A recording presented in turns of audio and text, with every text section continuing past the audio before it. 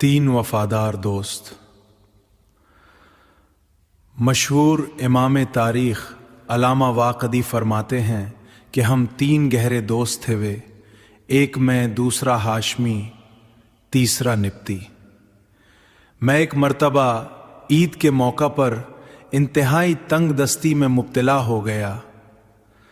گھر والی نے بچوں کے کپڑے اور عید کے سامان کا سخت تقاضا کیا۔ میں نے مجبور ہو کر اپنے دوشمی کو امداد کے لیے خط لکھا۔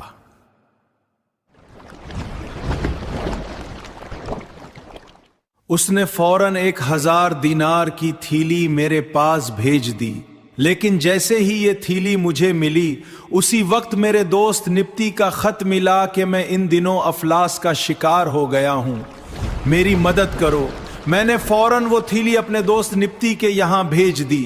پھر میں کیا دیکھتا، ہاشمی وہی تھیلی لیے ہوئے میرے پاس آیا اور پوچھا کہ کیا معاملہ ہے کہ یہ تھیلی جو میں نے تمہارے پاس بھیجی تھی وہ نبطی کے پاس کیسے پہنچ گئی؟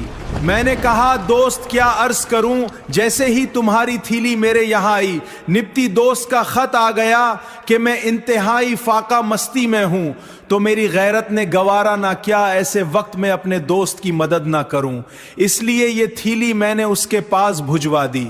یہ سن کر ہاشمی کہنے لگا کہ میرے پیارے دوست، میں کیا بتاؤں، جب تمہارا خط آیا تو میرے پاس بس یہی ایک تھیلی رہ گئی تھی، میں نے تمہارے پاس بھیج دی۔ چونکہ پھر میں بالکل تہی دست ہو گیا، میں نے نبطی دوست کے پاس امداد کے لیے قاصد بھیج دی، پھر میرے پاس واپس آ گئی۔ اچھا بہتر یہ ہے کہ اس میں سے 100 دینار تم اپنی بیوی کو عید کے اخراجات کے لیے دے دو، باقی 900 دینار ہم تینوں دوست آپس میں تقسیم کر لیتے ہیں۔ چنانتے تینوں دوستوں نے 300 دینار بانٹ لیے۔